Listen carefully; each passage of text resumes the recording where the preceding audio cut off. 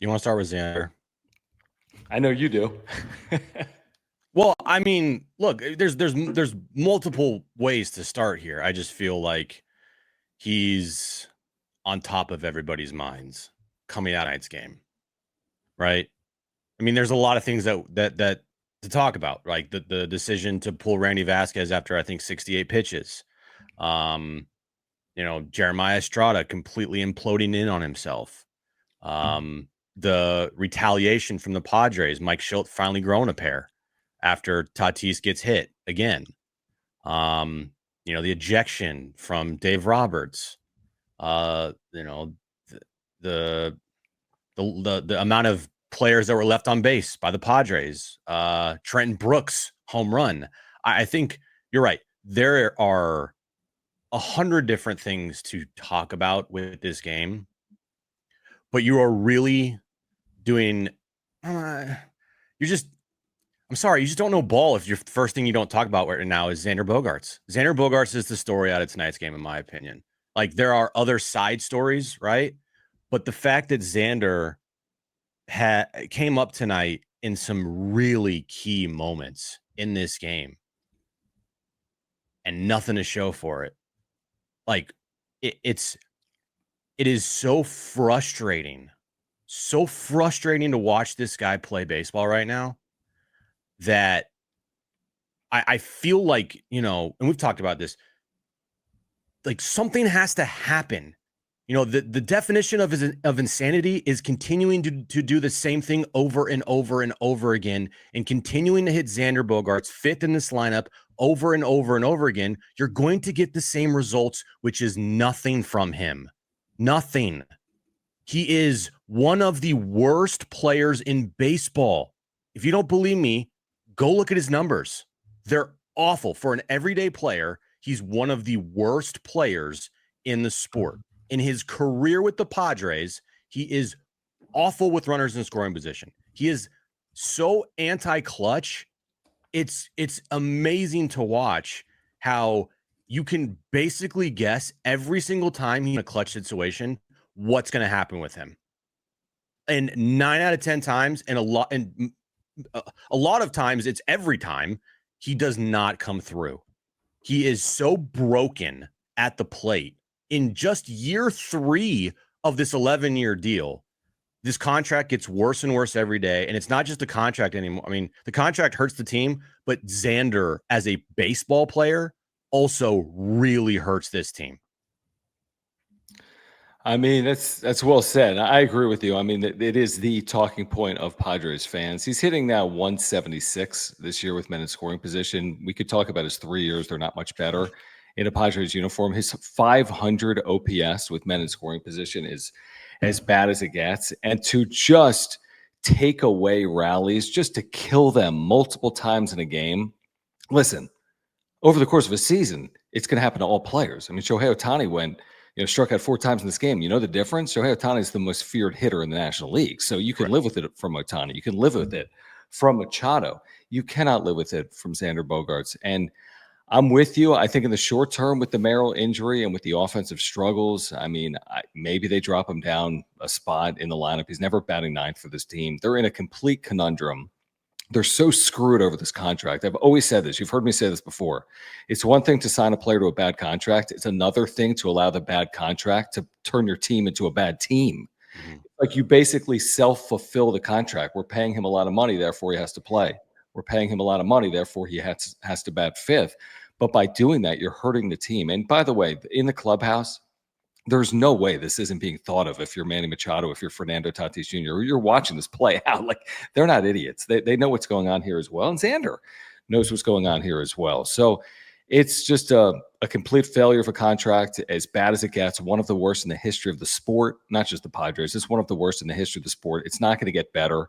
There'll be a moment, there'll be a game or two, but I have no clue what they do after 2025. My guess is probably nothing. Probably a decision at some point in 2026 or 2027. Can you really eat $200 million? If you're John Seidler and AJ Preller, can you really bite the bullet on that deal? But in the here and now, Jim, this team just keeps losing, and Xander Bogaerts is a reason why. They're 5 games out in the division. They've been awful against the Dodgers. They've been awful against this division over the last 10 days. And can it be salvaged over the next 2 days? I mean, you can't lose these 4 games, Jim. I'm sorry. I know we said you could, but let's be honest.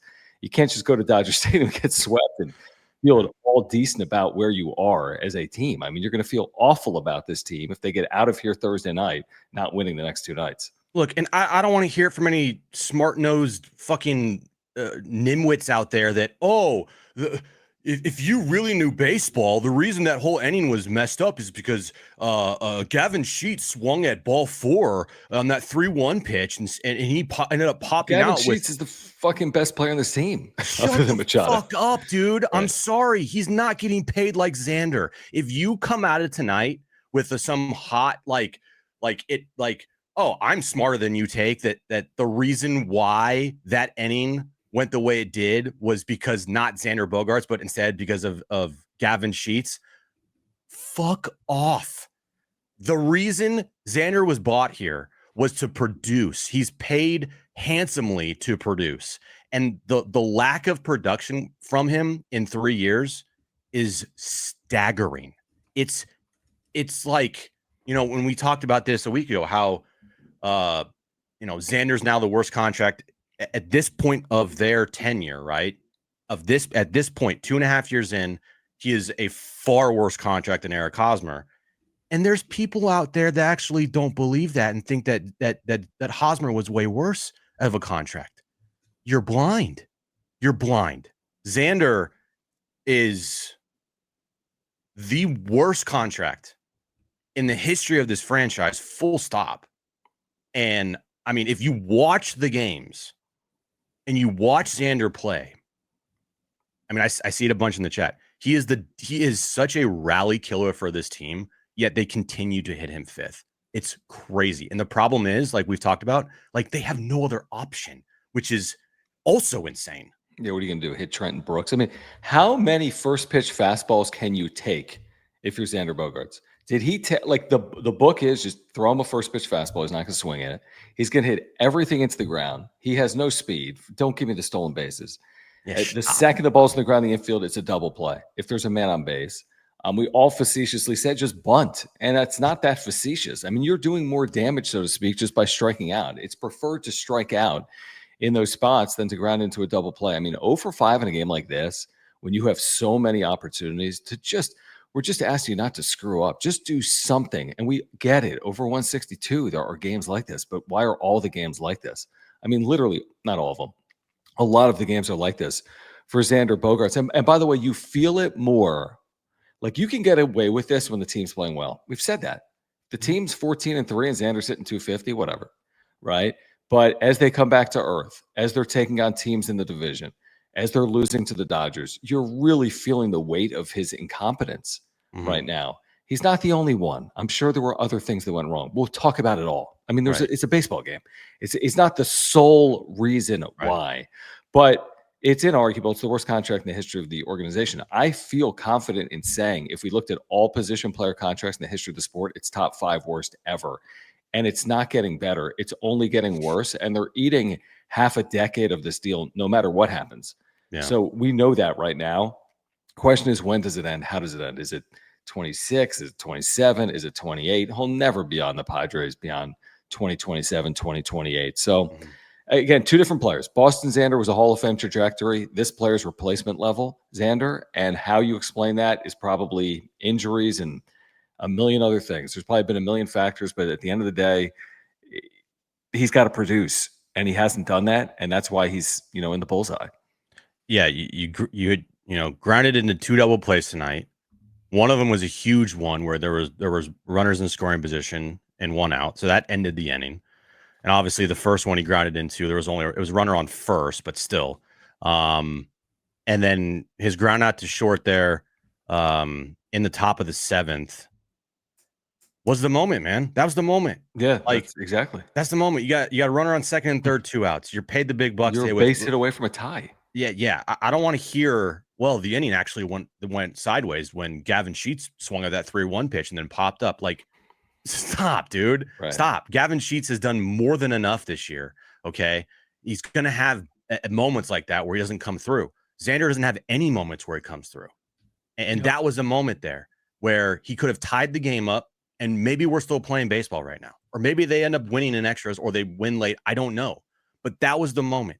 So don't give me this Gavin Sheets, was the guy that really screwed up that inning. Stop.